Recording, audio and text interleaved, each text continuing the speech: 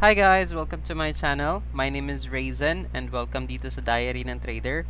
Today pag-uusapan natin yung art of bottom picking, kung paanong itong part na ito ay nabili ko at kung paanong nasakyan natin ito hanggang dito sa dulo. Okay, so actually lumipad pa nga siya Ayan lumipad pa siya hanggang sa dulo pero medyo napaaga yung cut natin pero okay lang. Gain is gain, kumbaga. So, alamin natin kung paano at kung ano yung naging strategy ko sa pagbili ng coins na ito. So, if you're interested to know more about that, blah blah blah blah, please do keep on watching.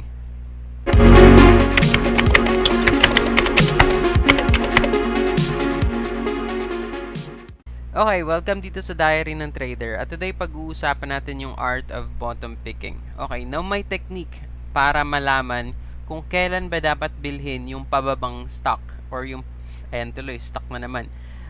Kung kailan ba dapat bilhin yung pababang price ng coin. Kung mapapansin nyo ito dito, pababa ng pababa ng pababa. Now, pwede nyo akong tanungin, sir, bakit hindi dito? Bakit hindi ka dito bumili?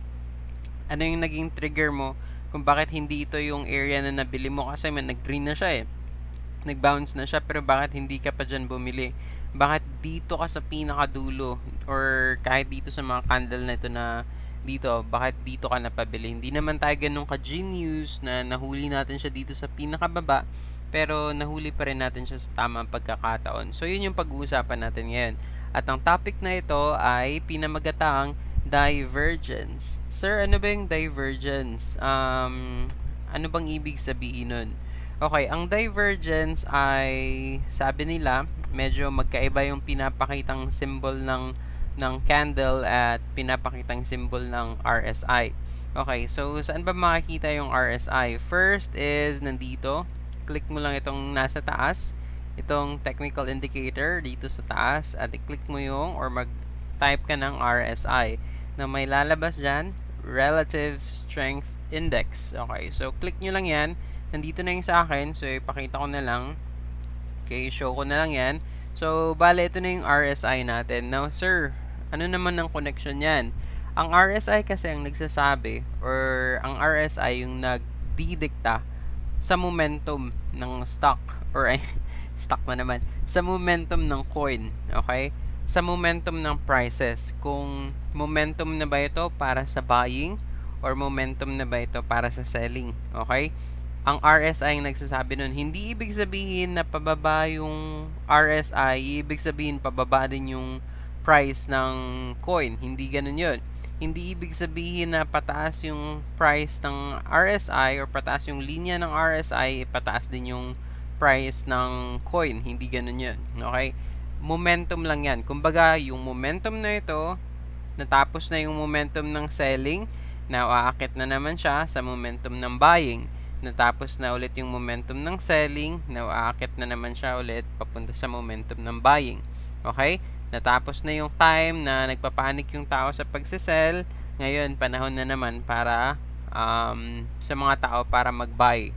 Okay? So, saan malalaman or saan makikita dito yung tinatawag natin na divergence? Okay, yung divergence is ito. Mag-plot tayo ng line. Okay, sabi nila, kapag naghahanap ka ng divergence, maghanap ka ng price na pababa. Okay? So, price na pababa, eto. Okay? At, hanapin mo yung katumbas niyang RSI na price papunta sa itaas, which is eto. Punta kayo dito sa baba. Ayan, ano nakikita nyo? Ulitin natin. Yung candles natin, pababa. Okay? Yung RSI naman natin, pataas. Anong ibig sabihin yan? Mula dito, sa area na ito, mula dito sa taas, itong level na to, ito, okay? Mula sa level na yan, nasa selling momentum pa tayo. Kung mapapansin nyo, nasa selling momentum pa tayo. Pababa pa siya ng pababa. Okay? Now, dito kung mapapansin nyo, delete na muna natin itong square. Now, dito kung mapapansin nyo, sir, eto na yung pinaka-bottom. Ayan na yung pinaka-bottom, oh. Pero bakit dito sa RSI, hindi siya nasa bottom? Nandun siya sa taas. Okay, ayan. Mas mataas or mas mababa yung area na to kesa sa area na ito. Bakit ganun, sir? Di ba dapat kung pababa yung stock or I mean yung coin pababa din dapat yung RSI. So hindi ganun yun, okay? Ito yung tinatawag natin na kahit pababa na siya, ibig sabihin yung selling momentum patapos na at panahon na ulit para bilhin siya. So, kapag nakakita kayo ng ganito, ang tinatawag dito is bullish divergence. Ulitin natin, bullish divergence. Yung candle, pababa, pero yung RSI natin, pataas. Mag-plot ka ng arrow mula dyan sa bottom hanggang dyan sa bottom. Ganun din dito. Mula dito sa bottom hanggang dito sa bottom. Okay? Kung napapansin yung nag-shift yung trend niya, dito pababa siya, pero dito pataas siya. Ibig sabihin yan, panahon na ulit, tamang panahon na ulit para bumili ka. Now, pwede mong sakyan yan hanggang sa dulo at kung hanggang saan may pinakamalapit na tinatawag nito resistance area. Mula dito sa area na to. So, dito na siya napatigil. Okay? So, ako napasell na ako dito kasi may resistance area din dito. Medyo nag-safe play tayo, kumbaga. So, sir, bakit hindi dito? Kasi kung titingnan mo, kung magpa-plot ka ng arrow dyan, mula dyan, pababa. Tapos dito naman sa RSI, kung magpa-plot ka ng arrow mula dyan hanggang dyan, pababa rin. So, ibig sabihin, hindi pa natapos yung momentum ng selling.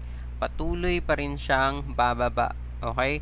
Now, dito sa area na to, may RSI din siya. Pwede mo ring bilhin to. Kung mapapansin nyo, okay? Kung mapapansin nyo, pataas na naman siya. Pero you need to be careful kasi may resistance din dito. At this level, ayan o. At this level, may resistance din siya. So, nung malapit na siya sa resistance level niya, hindi niya kinaya, bumagsak ulit siya. So, eto naman sa atin, naghanap ulit tayo ng ganun, na medyo pababa na. So, eto, pababa yung candle, pero pataas na siya. Nag-shift na, nag-reverse na yung momentum, kumbaga. So, ibig sabihin, mas magandang dito mo siya bilhin.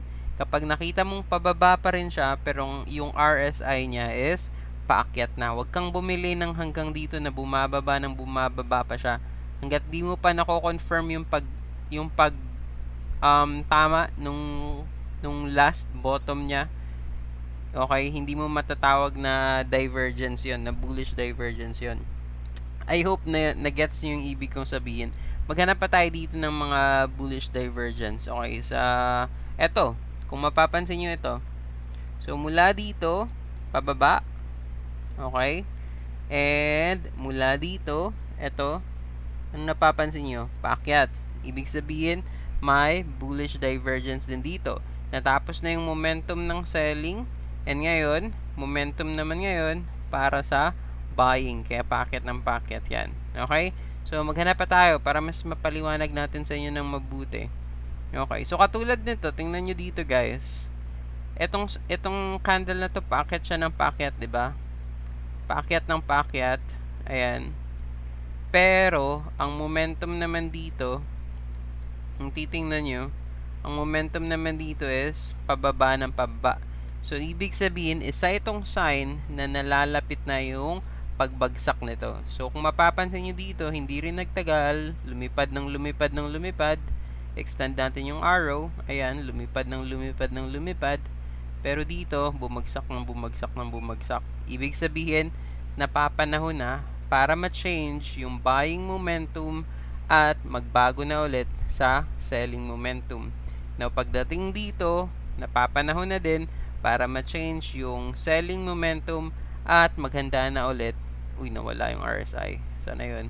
At maghanda na ulit para sa buying momentum. So, I hope na-gets nyo yung maiksing video natin about bullish divergence. So, sana nakatulong and salamat sa panunood. Have a great day. Bye!